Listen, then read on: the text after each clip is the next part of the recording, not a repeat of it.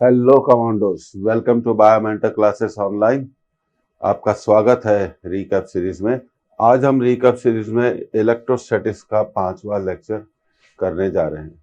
तो मैं आपको थोड़ा इलेक्ट्रोस्टैटिक्स टाइटल के बारे में बताता हूं कि इलेक्ट्रोस्टैटिक्स के दो पार्ट हैं। एक पार्ट है इलेक्ट्रिक फील्ड और दूसरा पार्ट है पोटेंशियल एंड कैपेसिटेंस। तो यहाँ हमने ऐसा कुछ नहीं किया है, हमने दोनों को एक साथ लिया है और नंबर ऑफ लेक्चर्स क्या हो गए उसी टाइटल से इलेक्ट्रोस्टैटिक्स से हमने बनाए हैं। तो शुरू करते हैं। तो बहुत इंपॉर्टेंट क्वेश्चंस को कलेक्ट किया गया है। ये रहा हमारा पहला क्वेश्चन, आप इसे पढ़ सकते हैं। इसका स्क्रीनशॉट ले लीजिए, आप इसे नोट कर सकते हैं। Okay, an electric field is expressed as E equal to 2I plus 3J.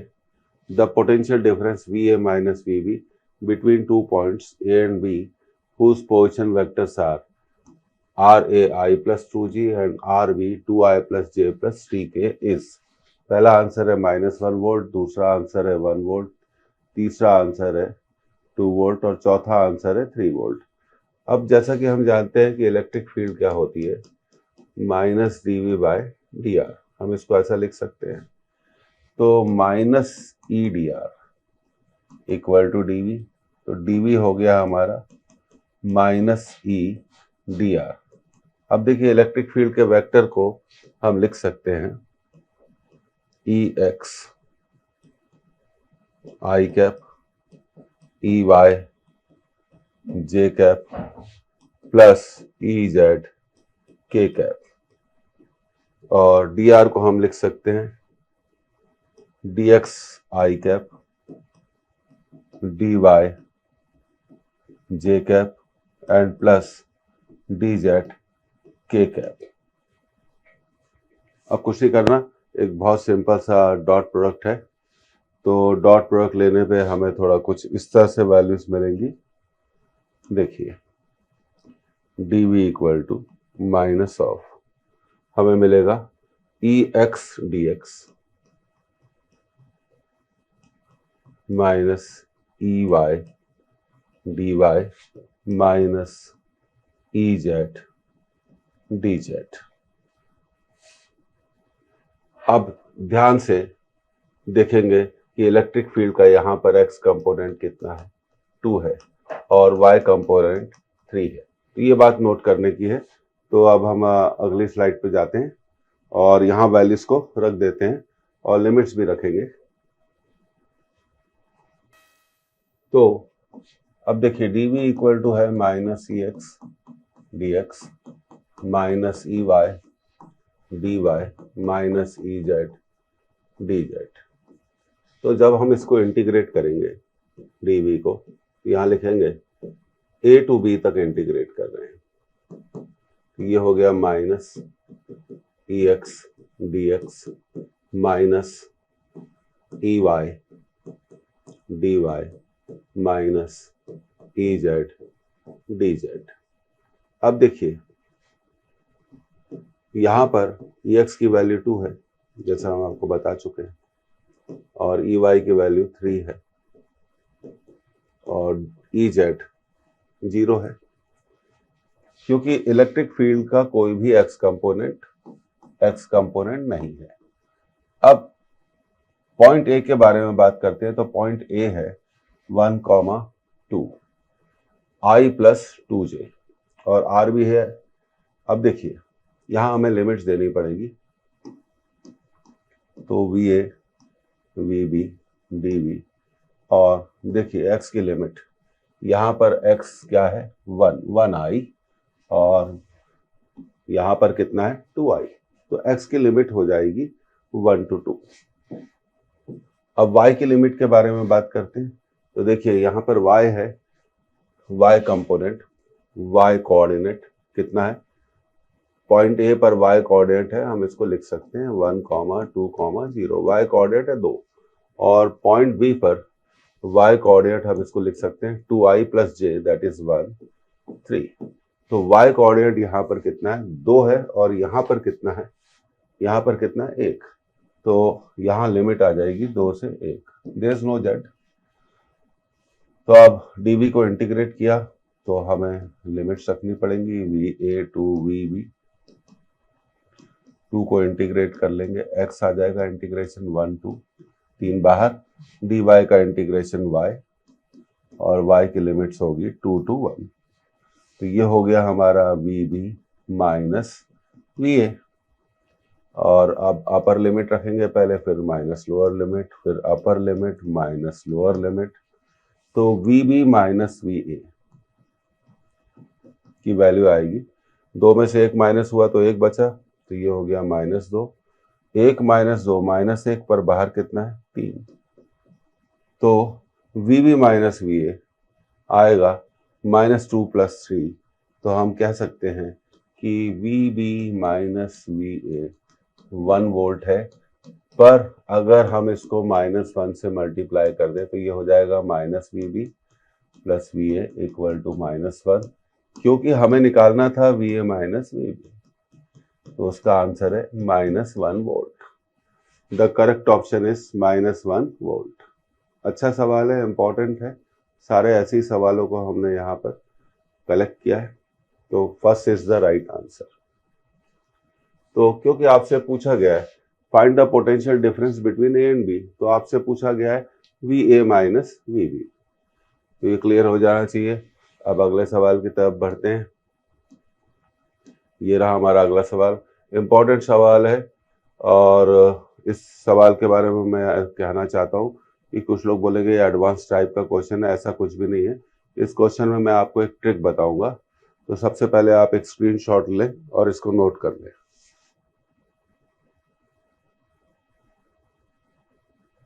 Okay, अब इसे पढ़ते हैं। Two identical conducting very large plates P1 and P2 having charges +4q and +6q are placed very close to each other at separation d। उन्हें एक दूसरे के बहुत पास रखा गया है और उनके बीच में डिस्टेंस कितना है d। The plate area of either face of the plate is a। Her plate का प्लेट एरिया a है। The potential difference between the plates P1 and P2 is. तो देखिए यहाँ पे मैं आपको कुछ चीजें बताना चाहता हूँ जो बहुत इंपॉर्टेंट है। ये आपकी पहली प्लेट है, जिसे आप बोलेंगे P1। अब दूसरी प्लेट के बारे में बात कर लेते हैं। ये रही हमारी दूसरी प्लेट, जिसे हम बोलेंगे P2। तो ये हमारी सेकंड प्लेट है। ओके, तो ये हमारी सेकंड प्लेट हो गई और ये हो गई P1 और ये हो गई P2।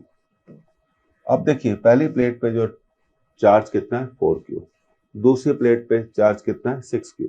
तो टोटल चार्ज कितना हो गया, 4q और 6q को जोड़ेंगे तो टोटल चार्ज कितना हो गया 10q। तो स्टेप नंबर 1 आपको एक ट्रिक बताने जा रहा हूँ। चार्जेस को आप जोड़ दीजिए, 4q + 6q कितना मिला 10q। अब इसको 2 से डिवाइड करिए। तो प्लेटों के बीच में इलेक्ट्रिक फील्ड निकालना है, तो ये बहुत जरूरी है कि इसकी अंदर वाले, अब देखिए इस प्लेट के 2 सरफेस हो गई, एक ये लेफ्ट सरफेस हो गया और एक ये राइट सरफेस हो गया। इसी तरह इस प्लेट के 2 सरफेस हो गए, एक बाहर वाला और एक अंदर वाला। तो अगर हम प्लेट्स के बीच में इलेक्ट्रिक फील्ड निकालना चाहते हैं तो हमें ये मालूम होना चाहिए कि अंदर वाले सरफेस पे कितना चार्ज होगा। अब प्लेट ए पे आपको दिया गया है टोटल चार्ज कितना है 4q, ए पर चार्ज दिया गया है 4q, पर यहाँ कितना चार्ज है और यहाँ कितना है, इस तरफ कितना चार्ज है और इस तरफ कितना चार्ज है, ये मालूम होना चाहिए। दूसरी प्लेट पे चार्ज कितना दिया है 6q, तो स्टेप नंबर 1 लगाई 10q, 2 से डिवाइड किया, 10q डिवाइडेड बाय 2 5q।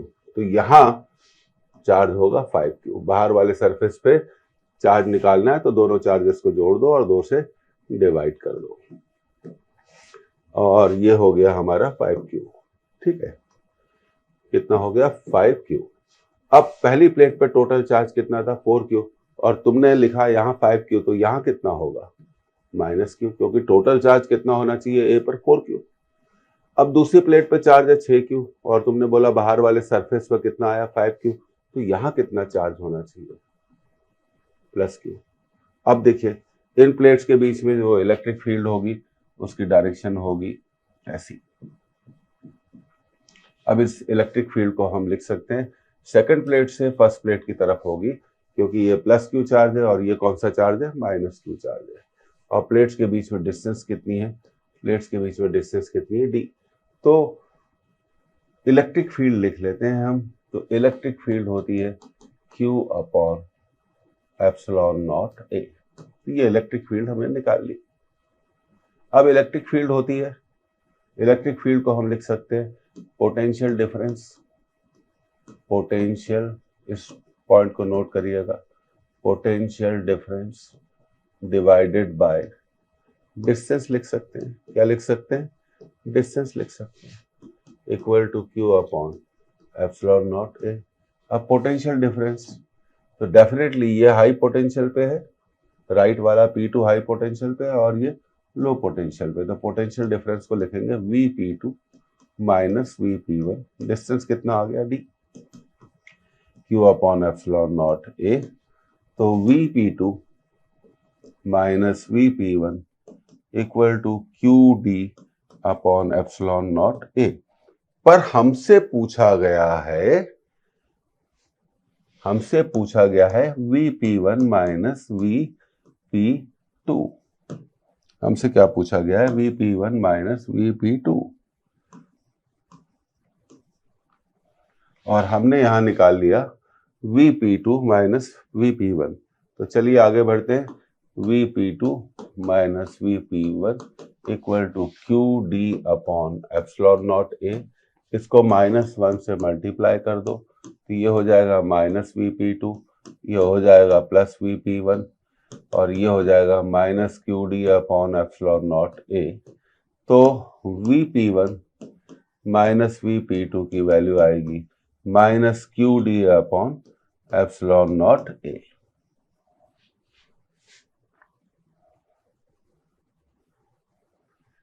तो ये आंसर आ गया। अब चेक करते हैं कि किस ऑप्शन में ये आंसर दिया हुआ है। Minus QD upon epsilon naught A. So second is the right answer.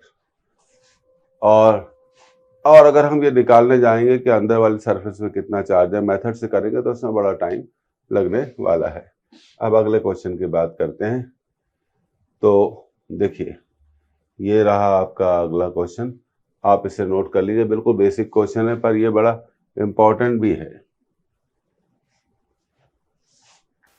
Okay, तो आपने नोट कर लिया होगा 4 charges, 10 to the power minus 8 coulomb minus 2 into 10 to the power minus 8 coulomb, 3 into 10 to the power minus 8 coulomb and 2 into 10 to the power minus 8 coulomb are placed at the 4 corners of a square of side 1 meter. The potential at the center of square is। अब देखिए, easy सवाल है, तो हम एक काम करते हैं कि 10 to the power minus 8 को Q मान लेते हैं, इक्वल टू Q। तो पहला चार्ज हो जाएगा Q, दूसरा चार्ज हो जाएगा -2Q, तीसरा चार्ज हो जाएगा 3Q और चौथा चार्ज हो जाएगा 2Q। और स्क्वायर की साइड दी गई है हमें 1 मीटर। तो अब ये हम इसे आसानी से सॉल्व कर सकते हैं। तो अगली स्लाइड पे जाते हैं और इसको सॉल्व करते हैं। तो ये देखिए, ये हमारा कुछ सिचुएशन ऐसी बनेगी। ये हमारे 4 चार्जेस हो गए Q, और दूसरा है -2Q,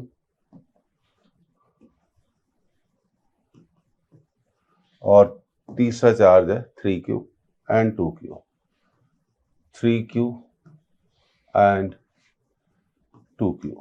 दूसरा हम जानते हैं कि जो स्क्वायर का सेंटर होता है वो point of intersection of diagonal होता है। ये हमारा सेंटर है और सेंटर सभी वर्टिसेस से बराबर डिस्टेंस पर होता है R, और स्क्वायर की साइड कितनी है A। तो यहां पर अब हमें पोटेंशियल सेंटर पे निकालना है। तो सेंटर में पोटेंशियल क्या होगा, फर्स्ट चार्ज का पोटेंशियल, सेकंड का पोटेंशियल, थर्ड का पोटेंशियल, फोर्थ का पोटेंशियल, सभी पोटेंशियल्स को हमें जोड़ना पड़ेगा। तो उसके लिए एक फॉर्मूला है 1/4 pi epsilon naught sum of charges divided by R। Sum of charges divided by R. तो चार्जेस को हमें जोड़ना पड़ेगा और आर, अच्छा देखिए आर क्या है, ए बाय रूट टू। आर हमेशा क्या होता है, ए बाय रूट टू। तो अब सेंटर पर जो पोटेंशियल है वो हो जाएगा 1/4πε0। चार्जेस को जोड़ दीजिए, Q minus 2Q plus 3Q plus 2Q divided by A by root two. तो ये तो कट गया, तो ये न्यूमरेटर में मिला आपको 1/4πε0 Q प्लस 3Q।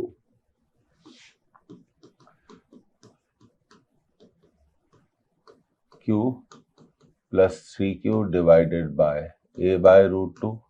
तो ये हो गया 1/4πε0 को आप लिख सकते हैं 9 × 10⁻9 रूट टू, और ये हो गया आपका 4Q डिवाइडेड बाय ए। अब जैसा कि हमने Q को माना था 10⁻⁻8 और A था 1, तो अब हम वैल्यू रख देंगे Q की √2 × 9 10⁻9 × 4 × 10⁻8 और A कितना है 1। तो अब ये हो गया 9 × 4 36 √2, 9 में से 8 माइनस हुआ इंटू 10। तो अब पोटेंशियल की जो वैल्यू आएगी वो इस तरह से होगी 36 √2 × 10। अब जैसा कि आप जानते हैं कि √2 को हम लिख सकते हैं 1.4 × 10। तो ये पोटेंशियल हो गया आपका 36 × 14। 36 × 14, 36 × 14। अब 36 को 14 से मल्टीप्लाई कर सकते हैं। 14 6 जा 84, 8 बचा, 14 3 जा 12, तो ये आ गया आपका 504, 504। तो आपका जो पोटेंशियल एट द सेंटर होगा 504 वोल्ट होना चाहिए। देखते हैं कौन सा आंसर है, 504 वोल्ट। तो देखिए ये तो आंसर हमारे को वैसे ही मिल गया 360 √2, और इसको सॉल्व करने पे आपको मिलेगा 540 वोल्ट। तो ये आंसर हमने भी निकाल लिया था। देखिए 36 × 10 360 √2। तो क्लियर हो गया। अब इसका करेक्ट आंसर है चौथा। तो आप हमेशा इस फॉर्मूले को ध्यान रखिए, 1/4πε0 sum of charges divided by R, और आर को लिखा जाएगा ए बाय √2। अब अगले सवाल की तरफ बढ़ते हैं हम। ये रहा हमारा अगला सवाल। सिंपल है पर अच्छा सवाल है, इंपॉर्टेंट है, इसे आप नोट कर लीजिए।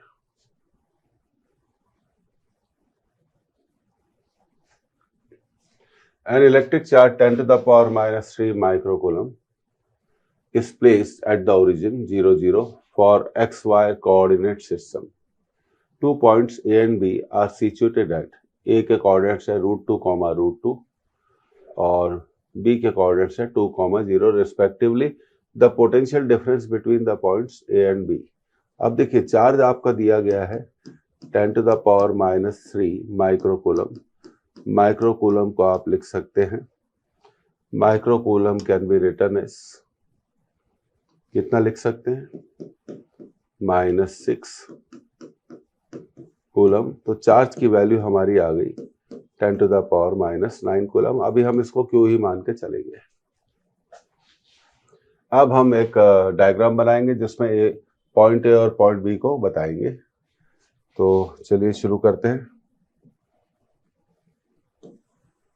यह हमारा y एक्सिस हो गया और ये रहा हमारा x axis.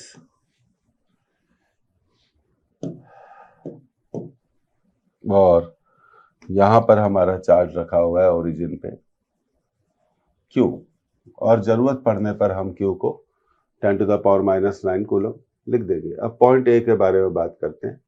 Point A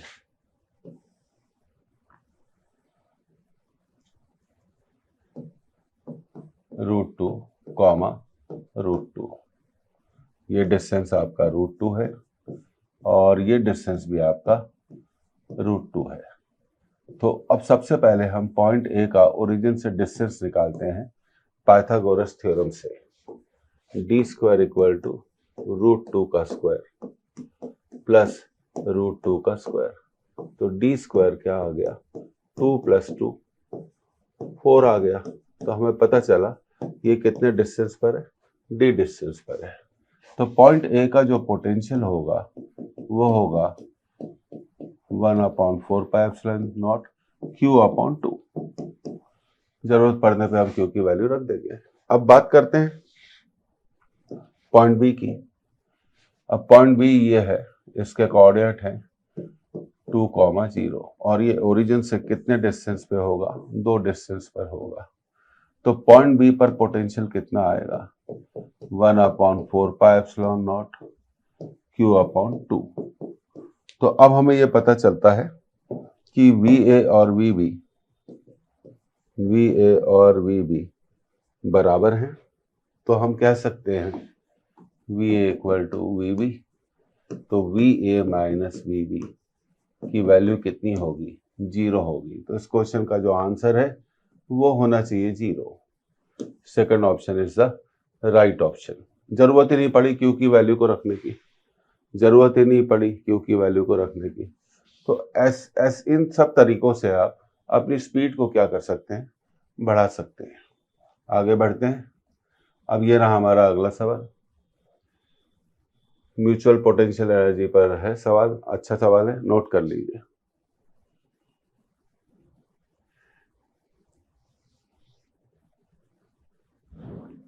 A charge -2 microcoulomb at the origin, -1 microcoulomb at 7 centimeter, +1 microcoulomb at -7 centimeter are placed on x-axis. The mutual potential energy of the system is। तो चलिए म्यूचुअल पोटेंशियल एनर्जी को calculate करते हैं। सबसे पहले x axis को draw कर लेते हैं, ये कर लिया। उसके बाद वाई एक्सिस को भी ड्रॉ कर लेते हैं। तो ये वाई एक्सिस भी ड्रॉ हो गया। अब देखिए ये आपका ओरिजिन हो गया और यहां पर चार्ज रखा हुआ है -1 माइक्रोकूलम, -1 माइक्रोकूलम और 7 सेंटीमीटर पे चार्ज रखा गया है। यहाँ पे रखा गया है -2 microcoulomb, sorry it should be -2 microcoulomb. तो -2 × 10⁻⁻6 कूलम और x = 7 पे रखा हुआ है -1 माइक्रोकूलम, -10⁻⁻6 कूलम और ये डिस्टेंस 7 सेंटीमीटर है और -7 पे रखा हुआ है। ये कोऑर्डिनेट हो गया -7, 0 पर डिस्टेंस कितनी होगी, 7 सेंटीमीटर होगी। और ये चार्ज जो रखा गया है ये है 1 माइक्रोकूलम, मतलब 10⁻⁻6 कूलम। अब आगे क्या करना है, इसको हमने बोला पहला चार्ज, इसको हमने बोला दूसरा चार्ज, इसको हमने बोला तीसरा चार्ज। अब हमें पेयर्स देखने हैं कि इन 3 चार्जेस के कितने पेयर बनते हैं। तो कैसे बनेंगे, एक पेयर बनेगा पहले और दूसरे चार्ज का, दूसरा पेयर बनेगा दूसरे और तीसरे चार्ज का, और एक और पेयर बनेगा पहले और तीसरे चार्ज का। तो न्यूमेरिकल प्रैक्टिस है अच्छे लेवल पे। तो म्यूचुअल एनर्जी होगी U12 + U13 + U23। अब 1/4πε0 पहले और दूसरे चार्ज को मल्टीप्लाई करना है। तो जब हम मल्टीप्लाई कर देंगे दोनों चार्जेस को तो हमें मिलेगा -2 × 10⁻⁻12 और डिस्टेंस है 7 सेंटीमीटर। तो हम इसको लिख सकते हैं 7 × 10⁻²। अब फर्स्ट और थर्ड चार्ज को देखिए, फर्स्ट और थर्ड चार्ज के बीच में डिस्टेंस है 7 + 7 14 और फर्स्ट चार्ज की वैल्यू है 10⁻⁻6 और सेकंड की वैल्यू है 10⁻⁻6। तो ये माइनस आ जाएगा 10 टू द पावर -12। डिस्टेंस 14 है, सेंटीमीटर है, उसको लिख दिया 14 इंटू 10 टू द पावर -2। अब दूसरे और तीसरे चार्ज को देखते हैं। दूसरे और तीसरे को जब मल्टीप्लाई करेंगे तो माइनस से जब माइनस मल्टीप्लाई होगा तो प्लस हो जाएगा, तो ये हो जाएगा 2 इंटू 10 टू द पावर -12 और डिस्टेंस 7 सेंटीमीटर है, 7 इंटू 10 टू द पावर -2। अब देखिए 1/4πε0 कॉमन और ये अब आएगा -2/7 10 टू द पावर -10 और ये आएगा, ये ऊपर चला जाएगा 1/14 इंटू 10 टू द पावर -10। ये आएगा 2/7 इंटू 10 टू द पावर -10। अब अगली स्टेप में इसको लिखा 9 इंटू 10 टू द पावर 9 और अंदर से 10 टू द पावर -10 को बाहर निकाल लिया।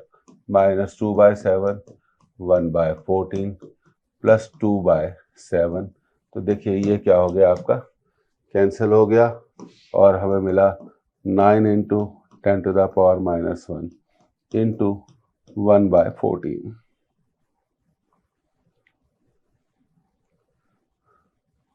तो हमारी म्यूचुअल पोटेंशियल एनर्जी आ गई 9/14 into 10 to the power -1 joules. अब देखिए आंसर के हिसाब से अगला कैलकुलेशन करेंगे। आंसर दिया हुआ है पॉइंट्स में, तो सीधी बात है हमें अब 9 को 14 से डिवाइड करना है।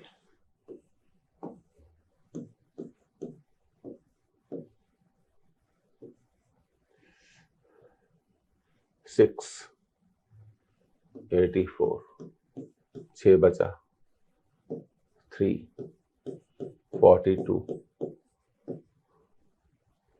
और ये 18, तो हम इसको 56 कह सकते हैं।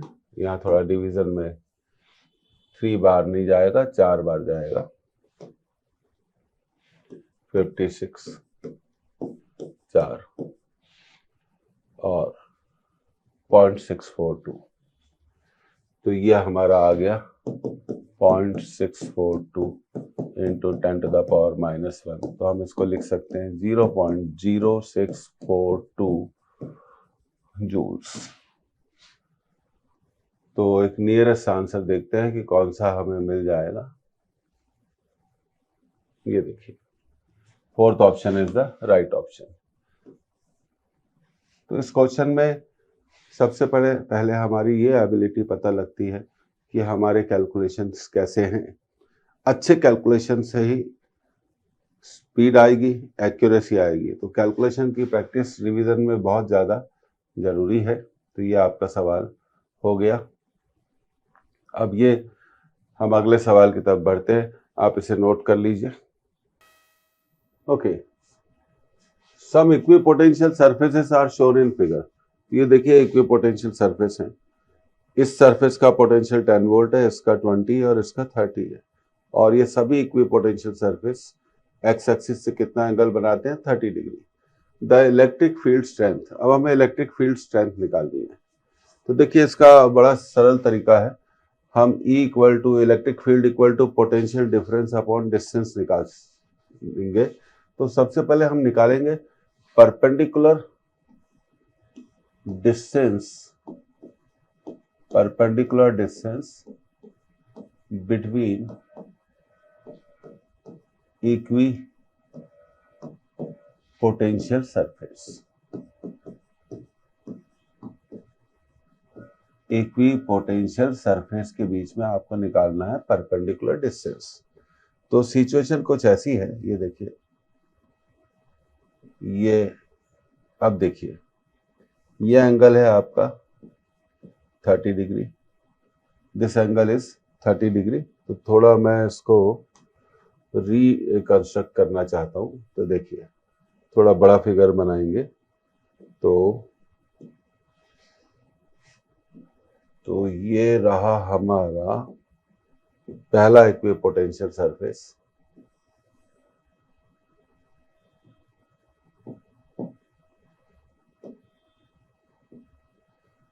और ये रहा हमारा दूसरा equipotential surface.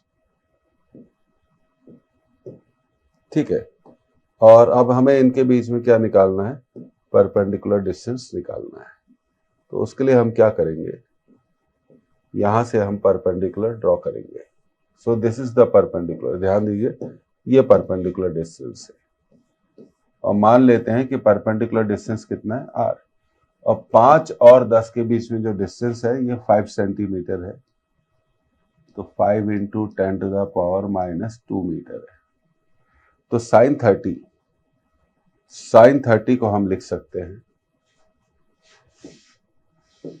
Perpendicular upon hypotenuse. Hypotenuse हो गया 5 into 10 to the power -2, sine 30 हो गया आपका 1/2, तो r upon 5 into 10 to the power -2। तो देखो यहां से r की जो वैल्यू होगी वो ये होगी 5/2 into 10 to the power -2 metre,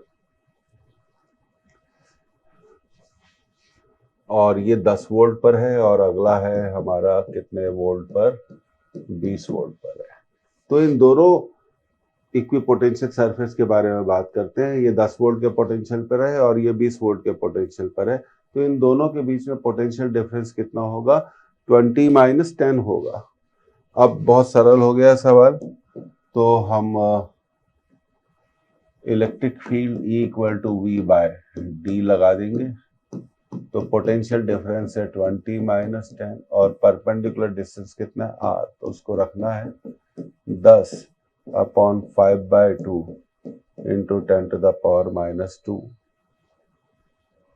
तो यही हमने निकाला था, 5/2 इंटू 10 टू द पावर -2। अब बड़ा सावधानी से हमें काम करना है, 10 into 2 upon 5 into 10 to the power 2, ये 2 बार कैंसिल हो गया, 2 इंटू 2 4 आ जाएगा, इंटू 10 टू द पावर 2। तो इलेक्ट्रिक फील्ड होगी 400 वोल्ट पर मीटर। कितनी होगी, 400 वोल्ट पर मीटर। अब पूछा गया है कि भाई इलेक्ट्रिक फील्ड तो आपने निकाल ली कि 400 वोल्ट पर मीटर होगी, पर उसकी डायरेक्शन क्या होगी। तो मैं आपको बताना चाहता हूं कि इलेक्ट्रिक फील्ड की जो डायरेक्शन होती है वो इक्विपोटेंशियल सरफेस से कितने डिग्री पे होती है, 90 डिग्री पर होती है। कितने डिग्री पर होती है, 90 डिग्री पर होती है। तो ये देखिए ये इलेक्ट्रिक फील्ड की डायरेक्शन हो गई, ध्यान दीजिएगा। और पोटेंशियल से कितना एंगल बनाती है, इक्विपोटेंशियल सरफेस से 90 डिग्री पर होती है। तो ये देखिए ये एंगल आपका आ गया 90, और बात करते हैं इस एंगल की, ये एंगल है आपका 30।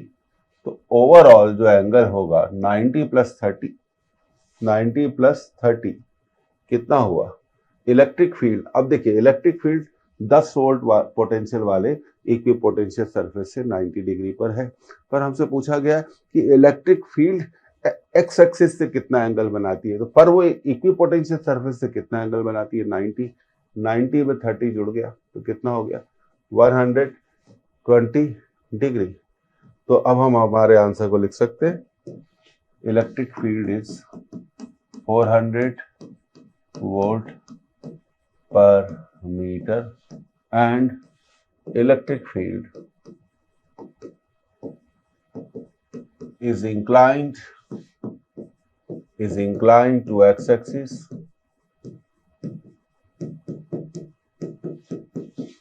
at an angle 120 degree. तो अब देखते हैं कौन सा आंसर है। तो ये देखिए ये रहा हमारा answer, third option is right. Most important question, ध्यान दीजिए। मैं कहना चाहता हूं कि ये बहुत इंपॉर्टेंट है और बहुत टिपिकल भी है। आगे बढ़ते हैं, ये आपको समझ में आ गया होगा। सबसे पहली स्टेप में आपको इक्विपोटेंशियल सरफेस के बीच में परपेंडिकुलर डिस्टेंस निकालना है। उसके बाद आपको यूज करना है E = V/d। उसके बाद आपको अप्रोच यूज करनी है कि इलेक्ट्रिक फील्ड इक्विपोटेंशियल सरफेस से 90 डिग्री बनाती है। तो एक्स एक्सिस से कितना बनाएंगे, 90 + 30, 120। अब देखिए ये सवाल, ये तो बहुत ज़्यादा इंपॉर्टेंट है, आप इसको नोट कर लीजिए। ओके, आपने नोट कर लिया। अब देखिए, an electron travelling from infinity with velocity v। तो सबसे पहली बात है कि इलेक्ट्रॉन है कहाँ पर, इन्फिनिटी पर है। तो इन्फिनिटी पर पोटेंशियल एनर्जी उसकी क्या होगी, जीरो, पर उसके पास वेलोसिटी है v into an electron filled. वो इलेक्ट्रॉन फील्ड में जाता है और ये इलेक्ट्रॉन फील्ड दो इलेक्ट्रॉन्स के कारण है जिनके बीच में डिस्टेंस है 2 metre. If it comes to rest when it reaches the mid point of the line joining the stationary electrons, तो उन दोनों इलेक्ट्रॉन के ठीक बीच वाले पॉइंट पर जब वो पहुंचता है तब वो रुक जाता है। तो सीधा सीधा कंजर्वेशन ऑफ एनर्जी का सवाल है और हमसे पूछा गया है the initial velocity v of electron. तो देखिए इसको कैसे करते हैं। तो सबसे पहले तो हम दो स्टेशनरी इलेक्ट्रॉन्स बना लेते हैं। तो देखिए ये दो इलेक्ट्रॉन्स हैं, इनके बीच में जो डिस्टेंस है 2 मीटर है और ये इनका मिड पॉइंट है। तो मिड पॉइंट है मतलब ये हो गया 1 मीटर और ये भी हो गया 1 मीटर। अब इस इलेक्ट्रॉन के बारे में बात करते हैं जो इन्फिनिटी पर है। कहाँ पर है, इन्फिनिटी पर। यहाँ पर ये v वेलोसिटी से चलता है और फिर यहाँ पर आकर उसकी वेलोसिटी क्या हो जाती है, जीरो हो जाती है। तो कंजर्वेशन ऑफ एनर्जी पर बेस्ड बहुत सिंपल क्वेश्चन है। तो कंसेप्ट ये है, total energy at infinity, total energy at infinity must be equal to total energy at mid point m। तो उसकी पोटेंशियल एनर्जी जीरो है पर उसके पास काइनेटिक एनर्जी है और जब वो मिड पॉइंट पर पहुंचता है तब उसकी काइनेटिक एनर्जी जीरो हो जाती है। तब मिड पॉइंट पर उसकी पोटेंशियल एनर्जी होगी 1/4πε0 E into E, that is E square minus E into minus E, E square upon 1, पहले के कारण, इसके कारण और फिर इसके कारण भी पोटेंशियल एनर्जी होगी 1/4πε0 minus E into minus E, E square upon 1। तो देखिए ये बन गया 1/2 mv square equal to 2 into 1/4πε0 E square। तो एक स्टेप में इक्वेशन बन जाता है। अब फिर हमें इसको सॉल्व करना है। तो mv स्क्वायर को हम लिखेंगे, क्रॉस मल्टीप्लिकेशन करेंगे तो mv स्क्वायर को हम लिखेंगे 4, 2 into 2 4 हो जाएगा, 4 into 1/4πε0 into E स्क्वायर। ठीक है, अब इसको लिख सकते हैं 9 into 10 to the power 9 और ये E स्क्वायर है और ये इलेक्ट्रॉन का मास है।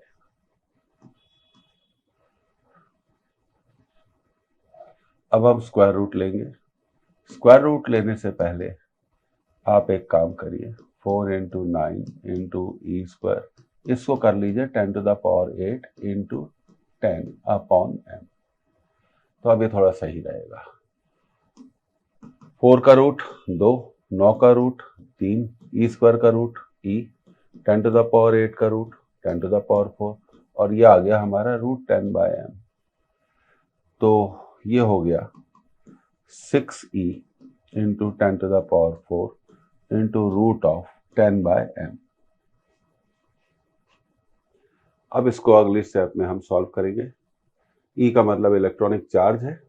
तो देखिए 6E था तो 1.6 into 10 to the power -19, क्योंकि ये 6E था into 10 to the power 4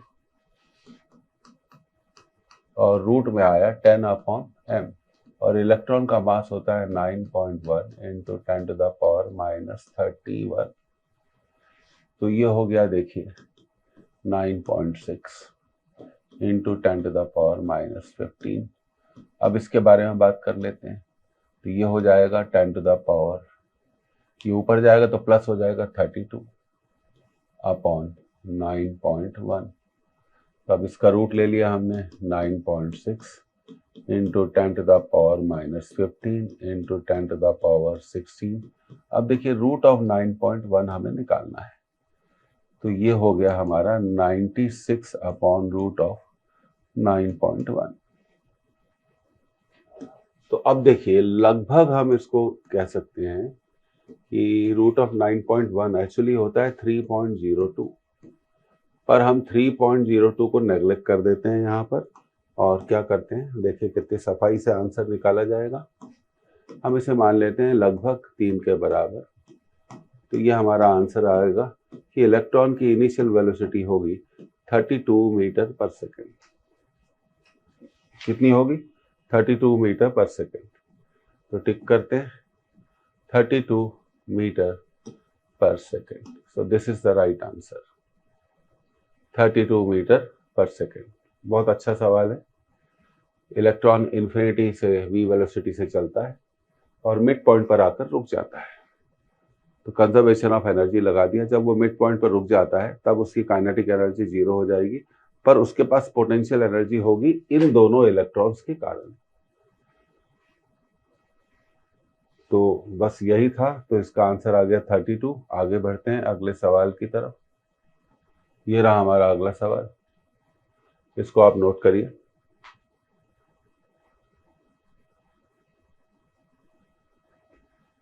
okay, तो आपने सवाल नोट कर लिया। अब देखिए, two opposite and equal charges 4 into 10⁻⁻8। दो चार्जेस हैं, अपोजिट हैं, एक माइनस है और एक प्लस है, पर दोनों की वैल्यू है 4 इंटू 10⁻⁻8 कूलम। जब उन्हें 2 इंटू 10⁻⁻2 सेंटीमीटर दूरी पर डिस्टेंस पर रखा जाता है तो वो एक डायपोल बनाते हैं। अगर इस डायपोल को, if this dipole is placed in external electric field 4 into 10⁸ Newton per coulomb, the value of maximum torque and the work done in rotating the dipole through 180 degree। तो देखिए हमारे पास जो चार्ज है डायपोल का वो है 4 into, ध्यान दीजिए, 10⁻⁻8, और उनके बीच की जो डिस्टेंस है वो भी दी गई है 2 इंटू 10⁻⁻2 सेंटीमीटर, 2 इंटू 10⁻⁻2 सेंटीमीटर। तो हम इसको लिख लेंगे 2 इंटू 10⁻⁻4 मीटर। अब हम निकालेंगे डायपोल मोमेंट। तो डायपोल मोमेंट होता है Q इंटू 2L। तो मल्टीप्लाई कर दीजिए 4 इंटू 10⁻⁻8 इंटू 2 इंटू 10⁻⁻4। तो ये आ जाएगा हमारा 8 इंटू 10⁻⁻12। अब मैक्सिमम टॉर्क के बारे में बात करते हैं।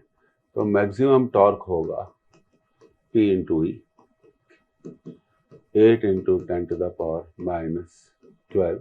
अब इलेक्ट्रिक फील्ड की वैल्यू चेक करते हैं। 4 इंटू 10⁸ 4 इंटू 10⁸। तो ये हो जाएगा 32 इंटू 10⁻⁻4 न्यूटन मीटर। इसकी वैल्यू होगी 32 इंटू 10⁻⁻4 न्यूटन मीटर। तो ठीक है, अब हमसे पूछा गया work done in rotating it through 180 degree. 180 degree घुमाने में कितना हमें वर्क करना पड़ेगा। तो वर्क का फॉर्मूला हमने यूज किया PE into 1 minus cos theta. यहाँ थीटा दिया है 180 डिग्री, तो वर्क डन होगा PE तो 1 माइनस कॉस ऑफ 180। तो W equal to PE cos of 180। तो ये होगा 2PE। तो जो हमने वैल्यू निकाली थी, PE की वैल्यू तो हम निकाल चुके हैं। PE की वैल्यू है 32 इंटू 10⁻⁻4। तो 2 इंटू 32 इंटू 10⁻⁻4। तो वर्क डन होगा 64 इंटू 10⁻⁻4 जूल्स। तो सिंपल क्वेश्चन है, फिर भी इसमें 1 मिनट लगेगा। तो फर्स्ट ऑप्शन नहीं सही है। और देखिए अब आपको यहाँ आंसर हमारे को सही करना है, तो ये होगा आपका J की जगह। तो इस आंसर को थोड़ा हम करेक्ट करते हैं। 32 into 10 to the power minus 4 newton metre, comma 64 into 10 to the power minus 4 joule. तो ये थोड़ा यहाँ करेक्शन है, तो आप कर लीजिएगा। तो अगर इस तरह से देखा जाए तो यह हमारा आंसर आ जाता है। तो प्रिंटिंग मिस्टेक है, तो वो आपको बता दी कहाँ है प्रिंटिंग मिस्टेक। अब आगे बढ़ते हैं। अब ये रहा हमारा अगला सवाल, कैपेसिटर पर बेस्ड सवाल है। अच्छा सवाल है, इंपॉर्टेंट है, तो इसे नोट किया जाए।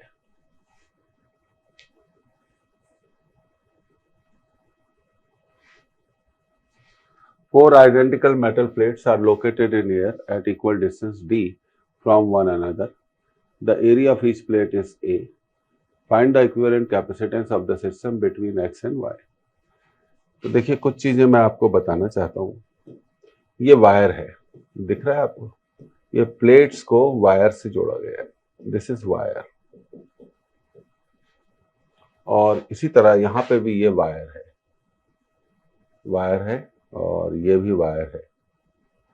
और बात करते हैं प्लेट्स की, तो ये प्लेट्स दिखाई गई हैं, ये देखिए, दिस इज फर्स्ट प्लेट। ये आपकी कौन सी प्लेट हो गई? सेकंड। और ये आपकी प्लेट नंबर हो गई 3, और ये हो गई प्लेट नंबर 4। तो ऐसे सवाल बहुत आसान सवाल होते हैं। तो प्लेट्स को नंबरिंग दी गई है। अब हमें कैपेसिटेंस निकालना है between X and Y, between X and Y. तो सबसे पहले देखिए कि एक्स से कौन सी प्लेट जुड़ी गई है। एक्स से प्लेट जुड़ी गई है 2 नंबर। देखिए एक्स से जो प्लेट कनेक्टेड है वो 2 नंबर है, इसलिए हमने 2 लिख दिया। 2 किसके साथ कैपेसिटर बनाती है? 1 के साथ। ये और 1 और 3 आपस में जुड़ी हुई हैं। 1 और 3 आपस में जुड़ी हुई हैं, तो ये हम कह सकते हैं 1 और 3 आपस में जुड़ी हुई हैं। और 1 और 3 आपस में जुड़ी हुई हैं, और 3 किसके साथ कैपेसिटर बनाता है? 4 के साथ। और 4 किससे जुड़ा हुआ है? वाई से। तो ये हो गया। पर एक और कैपेसिटर बनता है 2 और 3 के बीच में, 2 और 3 के बीच में। तो आप बोलेंगे हमने एक प्लेट का इस्तेमाल 2 बार किया, ऐसा नहीं है, कनेक्शन दिखाने पड़ेंगे। 2 और 3 के साथ बनाता है। तो ये हो गया हमारा प्लेट नंबर 3। इसको हम ऐसे दिखा सकते हैं। तो देखिए सी सबकी कैपेसिटेंस है सी, तो ये कुछ इस तरह से बन जाएगा सी, सी, और ये हो गया C, this is Y, this is X. C और सी पैरेलल में है, तो ये हो जाएगा पैरेलल में 2c, और 2c सी के साथ किस में है? सीरीज में है। तो equivalent capacitance 1/c dash equal to 1/2c plus 1/c। 2c LCM 1 + 2, तो c dash will be 2c/3। तो इसका आंसर होगा 2c/3। इसका आंसर होगा 2c/3। तो नेट कैपेसिटेंस होगी 2c/3, और c को हम लिख सकते हैं ε0 A/d।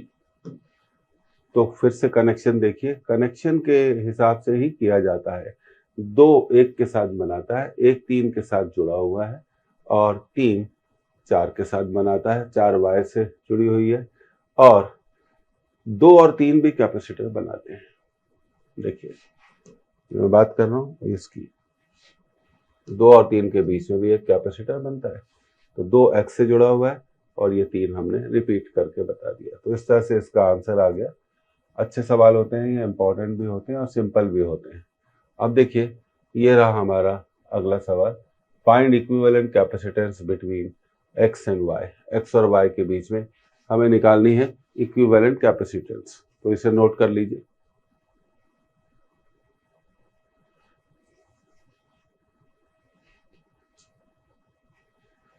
तो फिर से नंबरिंग सिस्टम पे ही काम करेंगे।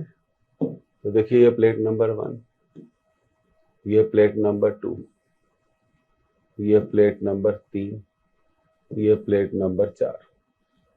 अब वायरिंग बता देते हैं। देखिए 1 और 4 आपस में जुड़े हुए हैं, ये तार है, दिस इज वायर, और यहाँ पे ये तार बताया गया है, तार से जोड़ा गया है। तो अब हमें कैपेसिटेंस निकालनी है x और y के बीच में। तो सबसे पहले हम यहाँ लिखेंगे x। अब देखिए x किससे कनेक्टेड है? प्लेट नंबर 2 से। तो हमने ऐसे बना लिया, x किससे कनेक्टेड है? प्लेट नंबर 2 से। और 2 किसके साथ कैपेसिटेंस बनाती है? देखिए 1 के साथ। 2 किसके साथ कैपेसिटेंस बनाती है? 1 के साथ। और 1 किससे जुड़ी हुई है? 1 किससे जुड़ी हुई है? 4 से जुड़ी हुई है। तो ये हमने बना लिया 4। और 4 किसके साथ बनाता है? 3 के साथ। और 3 किससे जुड़ा हुआ है? y से। तो कितने कैपेसिटर्स यहाँ पे बन सकते हैं? एक तो बना 1 और 2 के बीच में, दूसरा बना 2 और 3 के बीच में। ये भी हमें लेना पड़ेगा। तो इसको लेने के लिए हम क्या करते हैं? x 2 से जुड़ा है और y 3 से जुड़ा है। तो ये हमारा डायग्राम बन गया। और सभी की कैपेसिटेंस C है, तो ये हो गया C और C। और अब देखिए बिटवीन x एंड y, तो दोनों C और C सीरीज में है। तो अगर हम इसको निकालेंगे तो ये कितना आ जाएगा? C/2 आ जाएगा। और इसके साथ C क्या है? पैरेलल में है। तो नेट कैपेसिटेंस होगी C/2 प्लस C। तो हमारा आंसर आएगा इसका 3C/2। तो नेट कैपेसिटेंस का आंसर कितना होगा? 3C/2।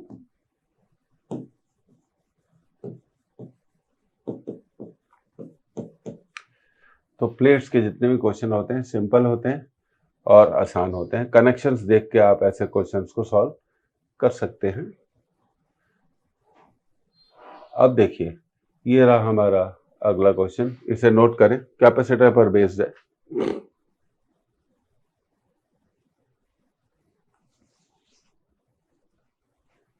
A condenser is charged and then battery is removed. एक कैपेसिटर को चार्ज करते हैं और बैटरी को हटा देते हैं। तो देखिए ये जो वर्ड है बैटरी इज रिमूव्ड, इसका मतलब है बैटरी का फंक्शन क्या होता है? बैटरी का फंक्शन होता है चार्ज देना। तो कैपेसिटर पहले बैटरी से जुड़ा हुआ था और आपने बैटरी को हटा दिया, इसका मतलब चार्ज सप्लाई बंद हो गई। तो ऐसे क्वेश्चन को सॉल्व करने का जो तरीका होता है, तो चार्ज इज कांस्टेंट। पहला पॉइंट आपको याद रखना चाहिए, चार्ज हमेशा ऐसे केसेस में कांस्टेंट होता है, क्योंकि चार्ज देने वाली बैटरी ही हट गई। चार्ज देने वाली बैटरी ही हट गई तो चार्ज क्या हो गया? कांस्टेंट। कांस्टेंट का मतलब सेम, जो बदलता नहीं है। आगे पढ़ते हैं। A dielectric plate is put between the plates of condenser, then correct statement is charge constant, V and U decreases. दूसरा option charge constant, V increases, U decreases. V का मतलब है potential difference between the plates, potential difference between the plates. और U का मतलब है stored energy, संचित ऊर्जा। तीसरा Q increases, V decreases, U increases. तो तीसरा तो आंसर हो ही नहीं सकता और चौथा भी नहीं हो सकता, क्योंकि हम जानते हैं चार्ज क्या होता है ऐसे केसेस में। ऐसे केसेस में चार्ज क्या होता है? कांस्टेंट होता है। चार्ज कांस्टेंट होता है, तो ये तो आंसर हो ही नहीं सकते। अब देखिए पहले केस को स्टडी करते हैं। पहले मीडियम हुआ होगा एयर, और ये हमारी बैटरी है V वोल्ट की। हमने कैपेसिटर को चार्ज किया, चार्जिंग के बाद हमने बैटरी हटा दी और बीच में एक डाइलेक्ट्रिक का टुकड़ा स्लैब डाल दिया। तो अब हम जानते हैं कि चार्ज क्या है? कांस्टेंट है। और कैपेसिटेंस के फॉर्मूले से हम लिख सकते हैं Q को CV इज कांस्टेंट। अब C क्या होगा? अब देखिए V is inversely proportional to C।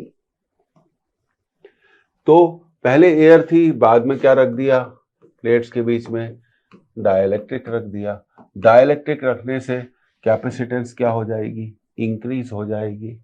Capacitance increase हो जाएगी तो potential difference between the plates कम हो जाएगा, potential difference between the plates कम हो जाएगा। अब बात करते हैं एनर्जी की। तो एनर्जी स्टोर्ड होती है half Q V, Q constant है, क्यू कांस्टेंट है तो energy is proportional to V. अभी हमने देखा कि एनर्जी पोटेंशियल डिफरेंस क्या हो गया, नीचे का एरो बताता है कम होने को, पोटेंशियल डिफरेंस कम हो गया। अभी यहाँ हमें पता चलता है U is proportional to V, क्योंकि V कम हो गया है इसलिए एनर्जी भी कम हो जाएगी। तो इस क्वेश्चन का आंसर होगा चार्ज कांस्टेंट है, चार्ज कांस्टेंट है, V कम हो जाता है, V डिक्रीजेस, और एनर्जी भी कम हो जाती है, U डिक्रीजेस। तो ये इसका आंसर होना चाहिए। तो देखते हैं कौन सा आंसर है। First is the right option. तो पहला ऑप्शन क्या है इसका, बिल्कुल सही है। सिंपल सवाल है और अच्छे सवाल होते हैं, इसको आपने नोट कर लिया होगा।